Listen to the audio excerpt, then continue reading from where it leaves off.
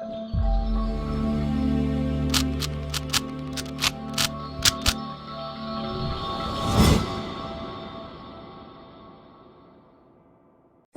Guys, I hope you like my videos. If you like my videos please like share and subscribe our channel. आज हम class 12th maths probability exercise 13.2 के question number 1 to 10 आपके साथ discuss कर रहे हैं। इसमें क्या कंसेप्ट है वो हम ऑलरेडी वीडियो अपलोड कर चुके हैं विद एग्जांपल, आपके पास कंसेप्ट समेत वो वीडियो डल चुका है। आई होप आपको वो वीडियो समझ में आ गया होगा और आपने काफी सारे क्वेश्चंस खुद से भी कर लिए होंगे। बस यहाँ पर आप आए होंगे इस वीडियो में ये चेक करने के लिए कि मैम अगर कुछ क्वेश्चंस हमारे नहीं समझ में आ रहे या कुछ में डाउट है तो वो आपको क्लियर हो जाए, हमारी यही उम्मीद है। तो चलिए देखिए क्वेश्चन नंबर 1। इस पर्टिकुलर एक्सरसाइज में म्यूचुअली एक्सक्लूसिव इवेंट और इंडिपेंडेंट इवेंट की बात करी गई है। तो इंडिपेंडेंट इवेंट का ही पहला क्वेश्चन है, if probability of A is 3/5, probability of B is 1/5, intersection निकालिए अगर ए और बी इंडिपेंडेंट इवेंट है। तो हमने पढ़ा है इस एक्सरसाइज के कंसेप्ट में कि इंडिपेंडेंट इवेंट का मतलब होता है आपके पास दो इवेंट का जो इंटरसेक्शन है वो उनके इंडिविजुअल प्रोबेबिलिटी के मल्टीपल के इक्वल है। यानी अगर आपको कभी भी दे दिया जाए कि दो इवेंट इंडिपेंडेंट है तो probability of A intersection B equal to probability of A into probability of B. तो ठीक है, आपको ये दोनों प्रोबेबिलिटीज दे रखी हैं, मल्टीप्लाई कर दीजिए, आपके पास इंटरसेक्शन आ गया, राइट। चलिए क्वेश्चन नंबर 2 देखते हैं। 2 cards are drawn at random and without replacement from a pack of 52 cards. तो आपने 2 कार्ड निकाले 52 कार्ड्स में से। Find the probability both cards are black. This is very general question, normal question जो आप 10th में भी करते आए हैं। ऐसा कोई ना कंडीशनल प्रोबेबिलिटी है ना ही ये इंडिपेंडेंट और म्यूचुअली एक्सक्लूसिव का क्वेश्चन है। सिंपल क्वेश्चन है, आपने 2 कार्ड्स निकाले और वो 2 कार्ड ब्लैक में, इसकी प्रोबेबिलिटी बताइए। तो बहुत सिंपल है, आप बताइए ब्लैक कार्ड्स कितने होते हैं, 26। तो इसका मतलब 26 में से कोई भी एक कार्ड निकल सकता है, अपॉन में 52 में से कोई भी एक कार्ड निकल सकता है। ये तो हुआ फर्स्ट ब्लैक कार्ड निकलने के चांसेस, क्योंकि आपने एक और कार्ड निकालना है तो इनटू। अब विदाउट रिप्लेसमेंट है तो अब आपके पास ब्लैक कार्ड कितने रह गए हैं, 25। तो उन्हीं 25 में से ही तो आपका सेकंड कार्ड निकल सकता है ना। अपॉन में यहां पर भी कितने कार्ड्स रह गए हैं आपके पास, 51, राइट। एंड आप इसे सिंप्लीफाई करेंगे तो ये हो गया 2। Now this is 25 upon 102 answer. चलिए नेक्स्ट क्वेश्चन की तरफ चलते हैं। नेक्स्ट क्वेश्चन है question number 3। A box of oranges is inspected bye examining 3 randomly selected oranges drawn without replacement. If all the 3 oranges are good, the box is approved, otherwise rejected. मतलब एक full of oranges box है, मतलब उसमें पूरे oranges भरे हुए हैं, उसमें से हम 3 ऑरेंज निकालेंगे। अगर वो 3 ऑरेंज ठीक निकले, सैंपल के बेस पर चेक कर रहे हैं, लाइक फॉर एग्जांपल हम कहीं ऑरेंज को परचेज करने गए और हमने बॉक्स खरीदना है पूरा का पूरा ऑरेंजेस का, तो हम कोई भी रैंडमली 3 ऑरेंजेस निकालेंगे। अगर तो वो तीनों ऑरेंजेस एकदम ठीक निकले तो हम कहेंगे जी भाई ये पैक कर दो बॉक्स, हम परचेज कर रहे हैं। अदरवाइज हम रिजेक्ट कर देंगे, यानी 3 में से एक भी खराब निकला तो हमने उस बॉक्स को रिजेक्ट कर देना है। अब आपको वो बता रहा है find the probability that a box containing 15 oranges, यानी उस बॉक्स के अंदर 15 ऑरेंजेस हैं जिसमें से 12 सही है और 3 वाक्य में खराब है। उस 15 जो ऑरेंजेस का बॉक्स है उसमें 3 ऑरेंजेस वाक्य में खराब है, और अगर आपकी किस्मत अच्छी है कि अगर आपके हाथ में वो 3 ऑरेंजेस लग गए तो आपको वो बॉक्स अप्रूव नहीं करना पड़ेगा या आप उस बॉक्स को छोड़ देंगे। फिलहाल आपसे प्रोबेबिलिटी किसकी पूछी गई है, that you will approved that box for sale, मतलब कि आपका जो बॉक्स था वो सेल के लिए अप्रूव हो गया, यानी आपने उसे परचेज कर लिया। इसके चांसेस बताइए। तो देखिए प्रोबेबिलिटी हम बता रहे हैं, आपने क्या किया, पहला ऑरेंज निकाला तो उसके चांसेस क्या हैं, आपने अप्रूव करा है तो इसका मतलब जो पहला ऑरेंज था वो इन 12 में से आया, या फिर टोटल में से 15 में से कह सकते हैं, इनटू फिर एक और ऑरेंज निकाला आपने। अब कितने ऑरेंजेस रह गए होंगे, 11, और आपके पास टोटल में कितने रह गए होंगे, 14, इनटू फिर एक ऑरेंज निकाला ना तो इनटू आएगा। लेकिन अब कितने ऑरेंजेस रह चुके होंगे, जब आपने एक ऑरेंज निकाल लिया था तो 11, फिर एक ऑरेंज निकाल लिया था तो अब कितने रह गए थे, तो अब 10 में से कोई एक ऑरेंज निकल कर आया होगा, अपॉन में 13 में से कोई एक ऑरेंज निकल कर आया होगा। और क्योंकि ये सारे गुड में से ही निकल आए इसीलिए आपने उस चीज को अप्रूव कर दिया, उस बॉक्स को अप्रूव कर दिया सेल के लिए, राइट। तो आप इसे सिंप्लीफाई कर सकते हैं, देखिए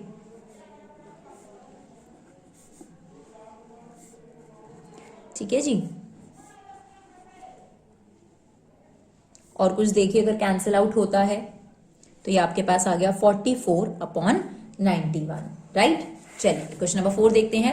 अ fair coin and unbiased die are tossed, मतलब कॉइन फेयर है और डाई भी फेयर है। अनबाइज्ड का मतलब होता है फेयर होना। Fair die are tossed Let A be the event head appear on the coin and B be the event 3 on a die. Check A and B are independent event or not. तो आपके पास यहाँ mix event है। सबसे पहले एक coin और एक die दोनों साथ में थ्रो करेंगे। फॉर एग्जांपल एक हाथ से आपने कॉइन और एक हाथ से आपने डाई थ्रो करा, तो क्या हो सकता है, क्या क्या आउटकम हो सकते हैं? हो सकता है कि आपके कॉइन में हेड आया हो और डाई में 1 भी आ सकता है, 2 भी आ सकता है, 3 भी आ सकता है उसके साथ। तो कॉम्बिनेशन क्या बन सकते हैं? अगर कॉइन में हेड आया हो तो डाई पर क्या आ सकता है उसके साथ? 1 2 3 4 5 6, that means H1 H2 H3 H4 H5 H6, right. Similarly अगर कॉइन पे टेल आया हो तो डाई पे भी कुछ भी आ सकता है। तो T1 T2 T3 T4 T5 T6 ये आपके आउटकम्स बन गए। अब ए इवेंट क्या कहा गया? हेड अपेयर, तो ये पूरे 6 आउटकम्स आ जाएंगे। बी में आपको कहा गया 3 अपेयर, तो ये आ जाएगा, राइट। और इंटरसेक्शन की अगर हम बात करें तो दोनों में कॉमन एलिमेंट है H3। नाउ अब इसकी प्रोबेबिलिटी ध्यान से, प्रोबेबिलिटी ऑफ ए कैसे निकालेंगे? जब इवेंट्स को मिक्स करा जाता है, जैसे कि हमने एग्जांपल में भी बताया है, तो प्रोबेबिलिटी को प्लीज ध्यान से। H की प्रोबेबिलिटी क्या होती है? कॉइन में 1/2, और 1 की प्रोबेबिलिटी क्या होती है? डाई में 1/6। तो अगर हम 1/2 इंटू 1/6 करें तो ये बनता है 1/12। तो इस इवेंट की प्रोबेबिलिटी हो गई 1/12। सिमिलरली 1/12 1/12 1/12 1/12 1/12। और क्योंकि या तो ये इवेंट हुआ होगा या फिर ये या फिर ये या फिर ये, ऐसा थोड़ा ना कि सभी चीजें आ गई होंगी आपके कॉइन टॉस करने में, तो इनमें लग जाएगा प्लस। तो 1/12 1/12 कितनी बार आपको प्लस करना है? 6 टाइम्स, तो ये हो गया 6/12। सिमिलरली इसकी प्रोबेबिलिटी भी 1/12 और इसकी भी 1/12, तो ये आ गया 2/12, राइट। That is 1/12। अब हमें यही चेक करना है कि इंडिपेंडेंट है या नहीं, तो हमने प्रोबेबिलिटी ऑफ ए को प्रोबेबिलिटी ऑफ बी से मल्टीप्लाई करा, that is equal to 1/12, and definitely that is nothing but probability of A intersection B, जिसका मतलब क्या है? अगर probability of A probability of B, probability of A intersection B के equal आ जाए तो इंडिपेंडेंट इवेंट्स होते हैं, राइट। चलिए क्वेश्चन नंबर 5 देखते हैं। A die marked 1 2 3 in red and 4 5 6 in green is tossed. मतलब एक डाई है, वैसे तो उस पर 1 2 3 4 5 6 तक काउंटिंग है, लेकिन थोड़ा कलर हमने अलग करा हुआ है। तो 1 2 3 पर ग्रीन और 4 5 6 पर रेड है, ठीक है। Let A be the event number is even, तो even number 2 4 6, right. And B be the event number is red, तो 4 5 6 आ गए आपके पास। कॉमन, इन दोनों में कॉमन देखिए 4 6, राइट। नाउ प्रोबेबिलिटी ऑफ ए, कितने आउटकम्स है? 6 आउटकम्स है, उसमें से यहां पर कितने आए हैं? 3 आउटकम्स, 3/6। बी की प्रोबेबिलिटी क्या हो जाएगी? इसमें भी 3 आउटकम है आउट ऑफ 6। इंटरसेक्शन में कितने आउटकम है? 2, दैट इज 2/6। नाउ अब आपके पास चेक करना है कि इंडिपेंडेंट है या नहीं, तो probability of A into probability of B कर लीजिए और देखिए कितना आ रहा है। तो 1/2 इंटू 1/2 करेंगे तो 1/4 आ रहा है, लेकिन अगर आप इंटरसेक्शन वाले की प्रोबेबिलिटी देखेंगे तो 1/3 है, यानी probability of A into probability of B is not equal to probability of A intersection B, which means A and B are not independent. चलिए क्वेश्चन नंबर 6 की तरफ बढ़ते हैं। Let E and F be the events, और आपको इनकी probability दे रखी है। सेम वही चेक करना है कि ई और एफ इंडिपेंडेंट है या नहीं। तो हमने प्रोबेबिलिटी ऑफ ई को प्रोबेबिलिटी ऑफ एफ से मल्टीप्लाई कर दिया, ये आ रहा है 9/50। डेफिनेटली ये सिंप्लीफाई करके 1/5 तो आएगा नहीं ना, तो ये जो आपने प्रोबेबिलिटी ऑफ ई को प्रोबेबिलिटी ऑफ एफ से मल्टीप्लाई करा, that is not equal to intersection, therefore A and F are not independent events, right. चलिए क्वेश्चन नंबर 7 देखते हैं। आपको प्रोबेबिलिटी ऑफ ए दे रखा है, यूनियन दे रखा है, प्रोबेबिलिटी ऑफ बी दे रखा है। आपसे कहता है find the value of small P if A and B are mutually exclusive, second if A and B are independent, ठीक है। अगर ए और बी म्यूचुअली एक्सक्लूसिव हैं का मतलब ये होता है डियर कि उनमें कुछ भी कॉमन नहीं है, लाइक दिस, ये ए सेट है, ये बी सेट है और कुछ भी कॉमन नहीं है। तो अगर ए और बी सेट में कुछ भी कॉमन नहीं होगा तो उनकी प्रोबेबिलिटी क्या होगी? Probability of A intersection B is 0। Now union का formula probability of A plus probability of B minus intersection. आपको यूनियन ऑलरेडी गिवन है, that is 3/5। Probability of A half given है and that is P minus 0। तो half को वहां लेकर minus कर दीजिए, पी की ओरिजिनल वैल्यू आपके पास आ जाएगी, दैट इज 1/10। ये थी आपके पास फर्स्ट कंडीशन, जिसमें कहा गया था कि ए और बी म्यूचुअली एक्सक्लूसिव है, जिसका मतलब probability of A intersection B 0 है। लेकिन अगर ए एंड बी इंडिपेंडेंट हो तब क्या होगा? तब भाई उनका intersection probability of A into probability of B के इक्वल होगा। यूनियन का फिर से फॉर्मूला लगाते हैं, probability of A plus probability of B minus intersection. Union हमें क्वेश्चन में गिवन है, ये भी हमें गिवन है, ये भी हमें गिवन है। नाउ यहां पर इंटरसेक्शन किसके इक्वल हो जाएगा? Probability of A into probability of B, यानी half into P, that is half P, right. अब इसको इसका सॉल्व करेंगे, p में से हाफ p चला जाएगा तो हाफ p, ये वहां जाके सॉल्व हो जाएगा 1/10, ये 2 मल्टीप्लाई हो गया, p की वैल्यू आपके पास आ गई 1/5। तो बेसिकली इस एक्सरसाइज में यही फोकस करा गया कि म्यूचुअली एक्सक्लूसिव और इंडिपेंडेंट। और अगर आप 1 मार्कर की बात करते हैं, एमसीक्यूज की बात करते हैं, तो इस एक्सरसाइज में से बहुत चांसेस हैं आपको क्वेश्चंस मिले। If A and B are independent event, यानी पहले से ही गिवन है कि इंडिपेंडेंट इवेंट है, तो अगर ये इंडिपेंडेंट इवेंट है तो इसका मतलब जो इंटरसेक्शन है वो probability of A probability of B के इक्वल है। ठीक है, आपको ये गिवन है और ये 4 चीजें फाइंड आउट करनी है। तो पहला पार्ट तो ऑब्वियस था क्योंकि गिवन था कि A and B independent events हैं, तो intersection probability of A probability of B के मल्टीपल के इक्वल है। तो 0.3 को 0.4 से मल्टीप्लाई कर दिया, 0.12। Now probability of A union B का हमारा फॉर्मूला होता है वो अप्लाई कर देंगे, that is probability of A plus probability of B minus intersection. ये भी गिवन है, ये भी गिवन है, और ये अभी अभी हमने फर्स्ट पार्ट में फाइंड आउट करा है, right. That is 0.3 plus 0.4। Confusion होता है कई बार, तो इसलिए हमने आकर के दिखाया है। You can take 0.30 plus 0.40, that is 30 plus 40 0.70, उसमें से माइनस हो जाएगा 0.12, तो आपके पास ये आंसर आ जाएगा। बाकी दोनों पार्ट कंडीशनल प्रोबेबिलिटी से रिलेटेड है। Probability of A by B निकालना है, तो वो क्या हो जाएगा, probability of A intersection B upon probability of B. तो इंटरसेक्शन भी हमारे पास है, प्रोबेबिलिटी ऑफ बी भी हमारे पास है, सॉल्व कर लीजिए, आपके पास आंसर आ जाएगा 0.3।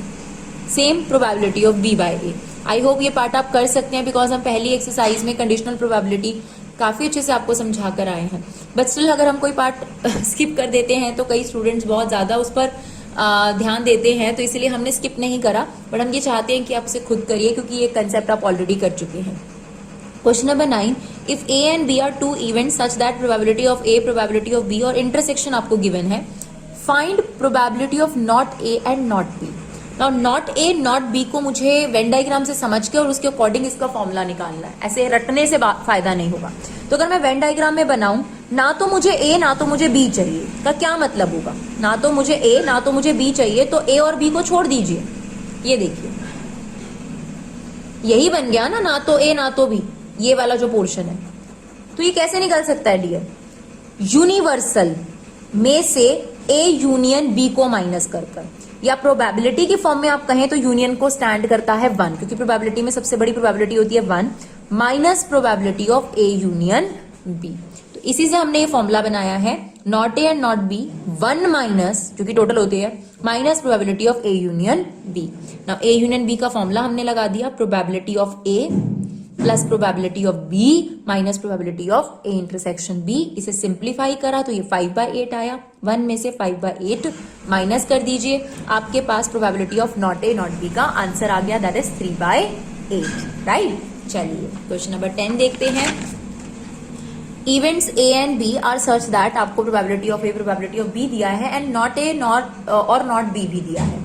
State whether A and B are independent event. Same वही बात है डियर, अभी वेन डायग्राम हमने आपको बनाकर दिखाया था, ये आपके पास ए सेट है, ये बी सेट है, नॉट ए नॉट बी मतलब ये वाला पोर्शन, राइट।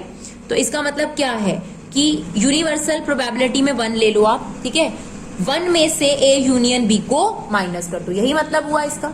अब इसकी वैल्यू आपको ऑलरेडी गिवन है, that is 1/4, 1 as it is. इसका हमने फॉर्मूला ओपन कर दिया, प्रोबेबिलिटी ऑफ ए भी हमें गिवन है, प्रोबेबिलिटी ऑफ बी भी, इंटरसेक्शन नहीं गिवन था वो हमने एज इट इज पुट कर दिया। नाउ दिस इज बिकम 13/12, 1 में से 13/12 जाएगा तो ये आपके पास माइनस 1/12 बचेगा, जो कि वहां जाके प्लस हो गया। तो आपके पास जो probability of A intersection B का आंसर आ रहा है वो आ रहा है 1/3। जबकि अगर हम probability of A into probability of B करें डियर, तो वो इंटरसेक्शन के इक्वल नहीं आ रहा।